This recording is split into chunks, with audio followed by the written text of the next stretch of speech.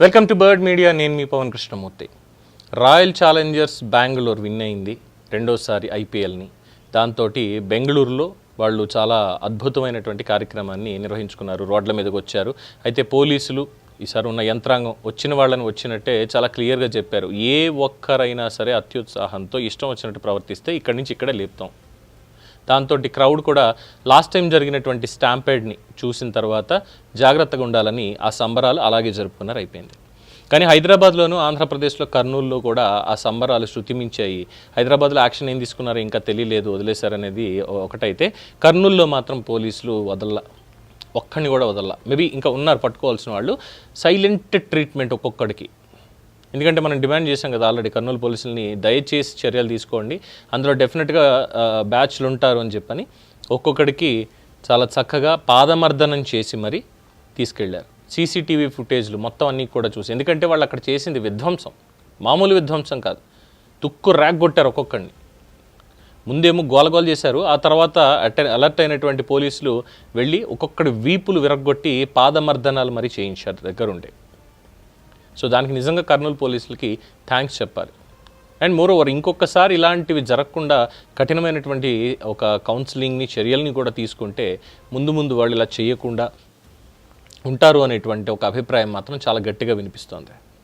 అలాగే Kurnool range DIG కోయ ప్రవీణ్ గారు, నేను లాస్ట్ టైమే చెప్పా, వద్దురా ఆయనతో పెట్టుకోకండి, ఎవడన్నాడే మొగుడయ్యేటప్పుడు మూసుకొని ఎవడి పనులు చూసుకోండి, ఆయన ఉన్న ఏరియాలో ఇలాంటి పిచ్చి పిచ్చి పనులు చేయకండి అని చెప్పా. అప్పుడే దాదాపు ఆల్మోస్ట్ 8 months అవుతున్నట్టుంది. 7 months 8 months అవుతుంది. వినలా. ఆయన ఆర్డర్ ఇస్తే ఎలా ఉంటుంది అందరికీ తెలిసిందేగా. చాలా క్లియర్గా చెప్పాడు, ఎవరిని వదిలేదు లేదు. మొత్తం అన్ని షాపుల దగ్గర ఉన్న సీసీటీవీ ఫుటేజ్ ఎవడెవడన్నాడు చూడండి, ఐడెంటిఫికేషన్ మొత్తం పట్టుకున్నారు. ఒక్కొక్కడికి తాట తీస్తున్నారు. బస్సు అద్దాలు పగలగొట్టిన వాళ్ళు, బ్యారికేడ్లు తగలబెట్టిన వాళ్ళు, రోడ్డు మీద ఇష్టం వచ్చినట్టు చేసిన వాళ్ళు అందరినీ కూడా. సో ఏదైనా టీం గెలిచింది, ఇంకోటి ఏదైనా ఉంటే సంబరాలు చేసుకోవాలి, తప్పు లేదు. కానీ మరి మితిమీరినటువంటి ప్రవర్తన ఉండకూడదు. ఆ మితిమీరినటువంటి ప్రవర్తన ఉంటే ఇదిగో ఇలాగే జరుగుతుంది. సో మీ ఇంట్లో పిల్లలకి, తల్లిదండ్రులకి, ఎస్పెషల్లీ మీ ఇంట్లో పిల్లలకి ఒళ్ళు దగ్గర పెట్టుకుని ఉండమని చెప్పండి తల్లిదండ్రులు. లేదంటే ఏదో రోజు ఏదో లాఠీ గట్టిగా విరుగుతుంది. ఆ తర్వాత ఏం చేయలేం. వాళ్ళు బయటికి వెళ్తున్నారా, ఎక్కడికి వెళ్తున్నారు, ఏం చేస్తున్నారు, ఇప్పటి నుంచి తల్లిదండ్రుల నిఘా అనేది లేకపోతే రేపన్న రోజు వాళ్ళ భవిష్యత్తుకి వాళ్ళే మరకలు అంటించుకుంటున్నారు. సో తల్లిదండ్రులు అది తెలుసుకోవాలి. వాళ్ళు వినం, మేము ఇచ్చేస్తాం అంటారా, లాగి లెంప మీద కొట్టండి. యాక్చువల్లీ అది మర్చిపోయారు. తల్లిదండ్రులు చాలా సున్నితంగా, సుకుమారంగా పెంచుదామని చూస్తున్నారు. దాంతో వీళ్ళు ఇలా తిరుగుతున్నారు. అలా జరగకుండా ఉండాలంటే బయట పడాల్సినటువంటి దెబ్బ ముందు ఇంట్లో పడితే, అమ్మో ఇంట్లోనే కొట్టారంటే బయట ఇంకా డబుల్ ఉంటుందిరా బాబు ఉతుకుడు అని కాస్త ఒళ్ళు దగ్గర పెట్టుకుని ఉంటారు ఇలాంటి పనులు చేసే ముందు. సో తల్లిదండ్రులు జాగ్రత్తగా పిల్లలకి చెప్పుకోండి.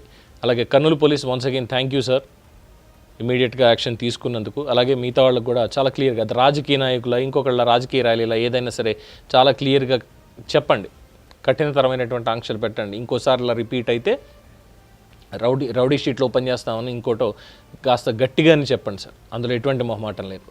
సామాన్య ప్రజలకు ఎటువంటి ఇబ్బంది ఉండదు అసలు. దీని మీద మీ అభిప్రాయం తెలియచేయండి. చూస్తూనే ఉండండి ది బర్డ్ మీడియా.